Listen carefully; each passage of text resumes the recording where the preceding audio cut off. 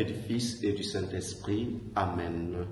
De l'Évangile de Jésus-Christ selon Saint Jean au chapitre 2, versets 13 à 32. Comme la Pâque juive était proche, Jésus monta à Jérusalem dans le temple. Il trouva installés les marchands de bœufs, de brebis et de colombes et les changeurs. Il fit un fouet avec des cordes et les chassa tous du temple, ainsi que les brebis et les bœufs. Il jeta par terre la monnaie des changeurs, renversa leur comptoir et dit aux marchands de colombes, « Enlevez cela d'ici. Cessez de faire de la maison de mon Père une maison de commerce. » Ses disciples se rappelèrent qu'il est écrit, « L'amour de ta maison fera mon tourment. » Des Juifs l'interpellèrent. « Quel signe peux-tu nous donner pour agir ainsi ?»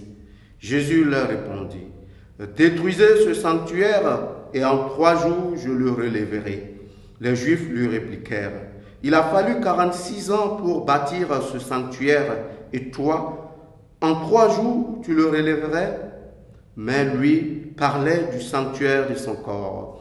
Alors, quand il se réveilla d'entre les morts, ses disciples se rappelaient qu'il avait dit cela.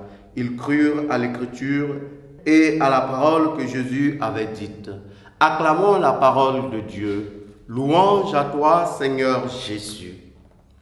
Bien-aimés dans le Seigneur, aujourd'hui 9 novembre, nous fêtons la dédicace de la basilique de Latran, on pourrait dire l'une des premières basiliques qui rappelle un peu cette unité ecclésiale que nous avons autour de la figure du pape. Et les textes de ce jour nous montrent que le temple est cet espace où chacun espère rencontrer le Seigneur. Et on va voir que dans l'histoire de l'humanité, l'homme a toujours voulu un espace qui lui permettrait de rencontrer son Sauveur, qui lui permettrait de rencontrer son Seigneur.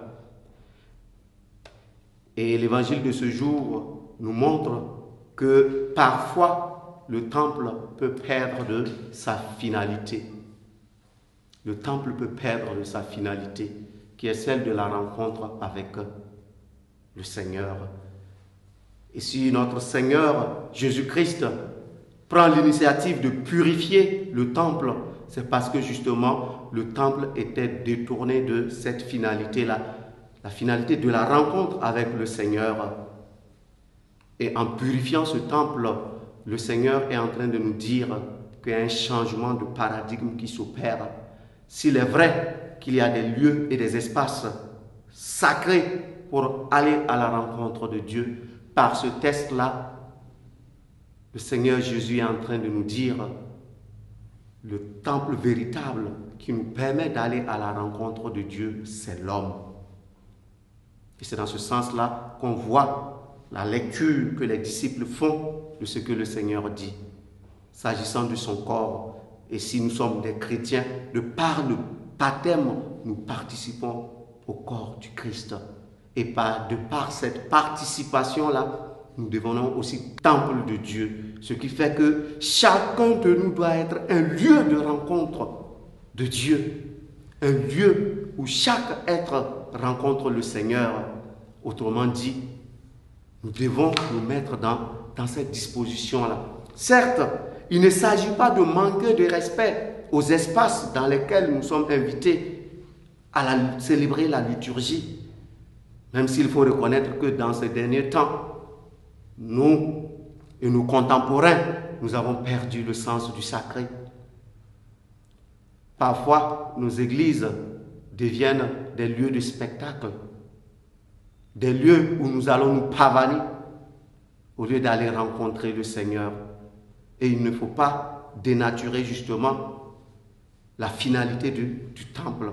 S'il est vrai que le Seigneur nous apporte cette nouveauté, que l'homme est temple de Dieu, cela n'enlève en rien la sacralité des lieux dans lesquels nous allons aussi rencontrer le Seigneur.